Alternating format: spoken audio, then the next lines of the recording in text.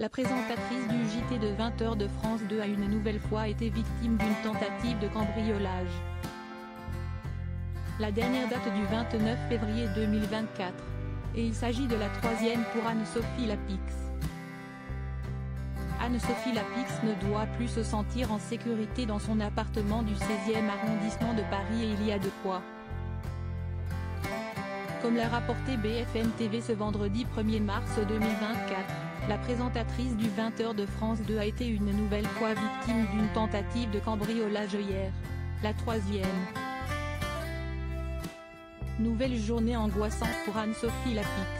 Le jeudi 29 février, elle a alerté la police vers 22h après avoir constaté des traces d'effraction sur une fenêtre de sa chambre de son hôtel particulier dans le 16e arrondissement à Paris. L'épouse d'Arthur Sadoun n'a pas su indiquer avec exactitude de quand elle datait comme le précisent nos confrères. Une équipe de police s'est tout de même rendue à son domicile. Elle était accompagnée de spécialistes de la police scientifique afin de procéder à des prélèvements dans le but de déterminer la présence ou non de traces génétiques et d'empreintes digitales. L'enquête est menée par la police du 16e arrondissement. Pour l'heure, aucune autre information n'a été dévoilée. Anne-Sophie Lapix dans le viseur des cambrioleurs. On sait toutefois que ce n'est pas la première fois qu'Anne-Sophie Lapix est la cible de voleurs. Le 17 janvier dernier, la belle blonde de 51 ans avait surpris un homme en train de forcer sa porte d'entrée avec un pied de biche. Puis elle avait de nouveau été victime d'une tentative de homejacking dans la nuit du samedi 20 au dimanche 21 janvier, aux alentours de 3h50 du matin.